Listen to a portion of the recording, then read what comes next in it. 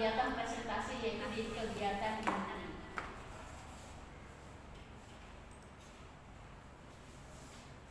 Tujuan pembelajaran, di dalam tujuan pembelajaran ini di sini maaf saya belum hapus yang punya Bu Atunnya ya. Tapi saya maksudnya tadi saya supaya sayanya tuh agak paham juga dan teman-teman paham bahwa punya Bu Atun seperti ini, saya seperti ini. Tapi tidak mengurangi apa yang dibuat oleh Bu Atun ya. Ya, ini saya mungkin hanya deskripsi saja sih, mungkin tujuan semoga sama ya. Di sini yang pertama dari tujuan pembelajaran, ada beberapa tujuan pembelajaran yang saya modif ya. Yang pertama ini memahami konsep dasar AI generatif ya. Di sini berarti siswa mampu menjelaskan pengertian kecerdasan buatan generatif dan perbedaannya dengan AI konvensional serta mengenal contoh penerapannya, yaitu ChatGPT, ya, DALL-E dan Midjourney. Kemudian yang kedua, ini saya buat tujuannya itu menganalisa cara kerja AI generatif.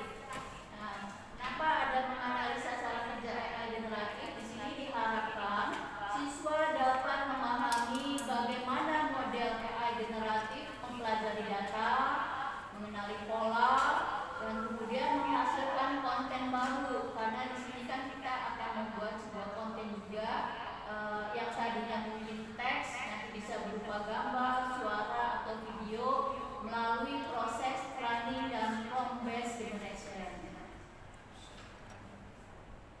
Selanjutnya, saya menambahkan tujuan pembelajarannya itu mengembangkan keterampilan berpikir kritis dan kreatif. Karena di sini siswa itu diajak untuk membuat sebuah prompt ya. Jadi di sini saya berharap siswa mampu memanfaatkan AI generatif secara kreatif untuk membuat ide, bisa membentuk karya tulis, desain, atau solusi inovatif terhadap hasil yang dihasilkan AI. Jadi saya berharap anak-anak tidak hanya cuma satu narasi atau satu prompt, tetapi silakan anak-anak itu bisa berpikir kritis ya, kemudian berinovasi ke hal-hal yang lainnya. Kemudian yang terakhir, tujuan pembelajarannya saya membuat ada satu lagi yang menurut saya ini perlu, karena di dalam digital itu ada hak cipta. Saya membuat sebuah deskripsinya itu meningkatkan literasi digital dan etika penggunaan AI.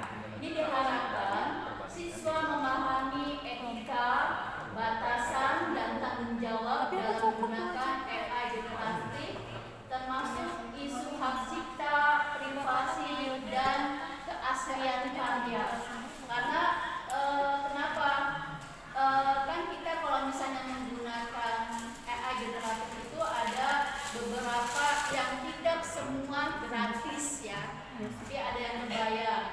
Nah, ini anak-anak juga perlu mengetahui bahwa hak cipta dan privasi serta keaslian karya ini juga mereka perlu tahu. Baik, itu tujuan pembelajaran yang saya modif. Mungkin yang tidak berwarna, saya maafkan perlu dihapus. Ini sebagai perbandingan saja supaya teman-teman juga memahami apa yang saya paparkan. Kemudian di lingkungan belajar, mungkin kalau di lingkungan belajar sih mungkin semua sama ya. Ada apa namanya laboratorium komputer dan lain sebagainya yang sama, kemitraan pembelajaran juga mungkin ada, sepertinya sama. Mungkin saya juga akan meniru seperti buatin seperti ini.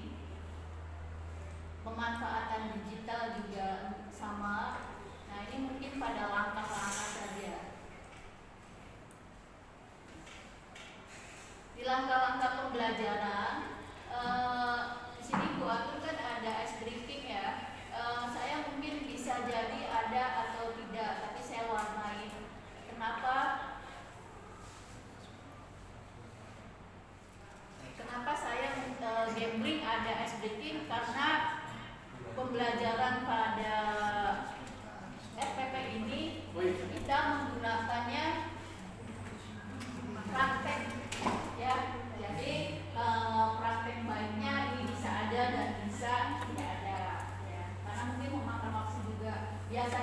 ice breaking itu kalau misalnya digunakan kalau mungkin hanya penjelasan saja atau mungkin yang bikin ngantuk, jadi perlu ada ice breaking.